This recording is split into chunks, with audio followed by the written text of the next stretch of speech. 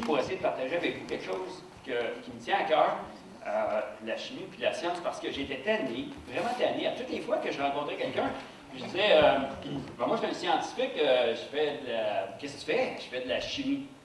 Oh, wesh, c'est ce que j'haïssais le plus au secondaire. Tout le monde me disait toujours ça. Je me suis dit, pourquoi tu es comme ça?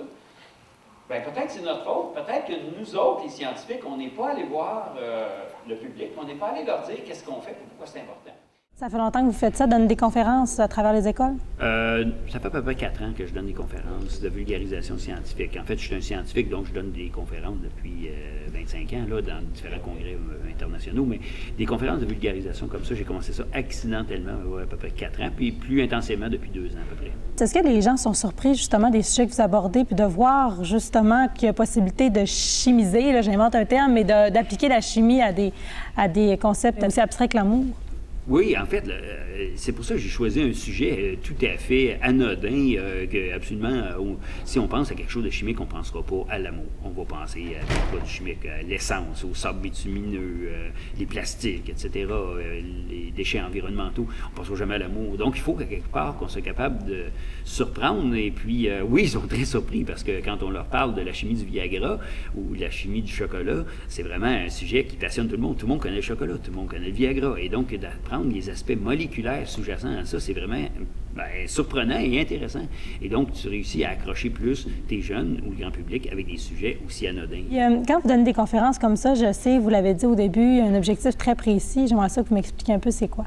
Bien, en fait, à toutes les fois qu'on parle de la chimie dans les médias, c'est toujours pour parler des molécules toxiques, comment c'est pas bon la chimie. Et à toutes les fois que je parlais à quelqu'un, je disais que j'étais chimiste, bien, il me disait toujours que c'était plate, que c'était pas intéressant. Et puis, nous, on sait quand on travaille dans la chimie, on sait comment c'est passionnant, puis comment la chimie répond à des grands besoins de société, particulièrement aujourd'hui, notre monde technologique, avec les grands changements climatiques qu'on observe. On sait que les chimistes vont avoir un grand rôle à jouer avec toutes les maladies qu'on découvre, etc. Et donc, je me suis dit, la meilleure façon de convaincre quelqu'un, c'est d'aller le voir puis de lui dire. Et puis, la meilleure façon que j'ai trouvée, c'est d'aller voir les jeunes, d'aller dans les écoles, de donner ces conférences-là, pour leur dire comment c'est bon la chimie, mais comment la chimie est omniprésente dans notre monde. Et pour ça, j'ai choisi un sujet qui les touche. Et ça, c'est très important. L'amour, c'est un sujet qui est facile d'accès et que tout le monde pense qu'il n'y a pas de chimie ou c'est pas chimique, c'est pas moléculaire. Donc, en faisant le petit topo comme ça, je les convainc beaucoup plus facilement et ils sont beaucoup plus intéressés à en savoir plus. Et la chimie semble être maintenant une science très intéressante, très cool. Alors, je pense que c'est un peu notre responsabilité, les scientifiques, de sortir de notre laboratoire, de notre grande université et d'aller voir les jeunes, d'aller voir le grand public et de leur dire ce qu'on fait et à quoi ça sert.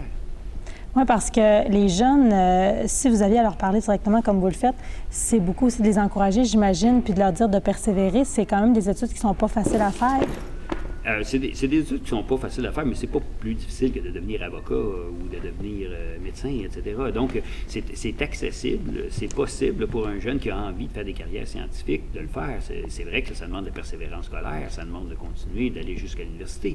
Mais au-delà de ce que ça demande, je pense que ça prend de la passion. Pour faire quelque chose qu'on aime, pour pouvoir persévérer, il faut vraiment qu'on soit passionné par ce qu'on fait. Et c'est le message aussi que j'essaie de passer. Moi, je me considère passionné par la chimie puis la science. J'essaie d'en apprendre à tous les jours et j'essaie de transmettre cette espèce de passion-là pour les sciences, pour les jeunes, parce que si on n'est pas passionné pour quelque chose, on ne pourra jamais persévérer. Est-ce que vous pourriez me résumer un petit peu votre parcours? Bien, moi, je suis un jeune originaire de Saint-Eustache qui n'était pas vraiment doué pour l'école, mais qui, à force de persévérance et de continuer à suivre ses rêves, est arrivé à faire de la chimie. Et puis, j'ai fait mes études à l'Université Laval, un baccalauréat en chimie. Par la suite, j'ai fait un doctorat aussi en chimie organique. Et puis, j'ai étudié aux États-Unis, à UCLA. J'ai travaillé aux États-Unis avant de revenir à l'Université de Sherbrooke pour commencer ma carrière. Et maintenant, depuis 1996, je suis professeur-chercheur au département de chimie de l'Université Laval. J'avais un prof de chimie qui était un passionné, qui m'a convaincu, je vous l'ai expliqué aussi dans ma conférence, il m'a convaincu que la chimie, c'était une science extraordinaire qui nous permettait de comprendre le monde dans lequel on vit. En fait, la différence entre le diamant et le charbon, la différence entre un médicament actif et pas actif, ça s'explique par la chimie. Et ça, pour moi, ça a été une révélation. On est capable de construire notre monde, parce que les chimistes construisent le monde avec des nouvelles molécules, des nouveaux matériaux biodégradables, des écrans plats, des piles solaires, etc. Donc, les chimistes, on a vraiment cette possibilité. Moi, ça me passionnait, ça, d'être capable de créer des nouvelles molécules qui vont aider la société. Pour un jeune là, qui regarde là, la possibilité d'emploi qui s'offre à lui, les perspectives sont bonnes pour des carrières en sciences comme en chimie. Bien, pas juste en chimie, je pense je l'ai dit tantôt, notre monde est tellement technologique qu'on a besoin de scientifiques pour répondre aux besoins des entreprises.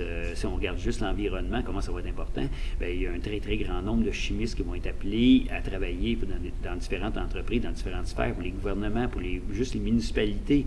Ici au Saguenay, on sait très bien là, qu'il y a eu des déversements, des choses comme ça. Que ça soit accidentel ou pas, c'est pas ça l'important. L'important, c'est qu'on a besoin des chimistes qui vont aider à contrôler la qualité de l'eau, aider à dépolluer, puis être capable de fournir tous les aliments qui soient avec une acuité parfaite. Voilà. Et ça demande des carrières scientifiques. Et je pense qu'il y a des carrières passionnantes, mais si on ne va pas le dire, il n'y a pas personne qui va le dire. Puis c'est un domaine aussi qui ratisse large. Il y a la possibilité de travailler dans plusieurs milieux quand on est chimiste. En effet, un chimiste, on va en retrouver tout aussi bien à l'Alcan qu'on en retrouve dans l'industrie alimentaire ou dans l'agroalimentaire. On va en retrouver dans le milieu pharmaceutique, on va en retrouver en environnement, mais on va en retrouver dans toutes les sphères de la société, toutes les sphères industrielles. Et c'est pour ça qu'un chimiste peut aussi bien travailler à la Défense nationale du Canada que, je dirais, à Rio Tinto Alcan.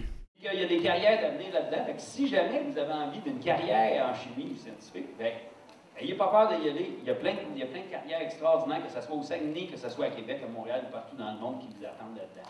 Fait que j'espère que ça vous a plu, j'espère que vous avez appris plein de choses. Ça m'a fait plaisir d'être ici. Puis si vous avez des questions, venez me voir après, ça me fait plaisir de répondre. Merci encore à Alexandra d'avoir été là.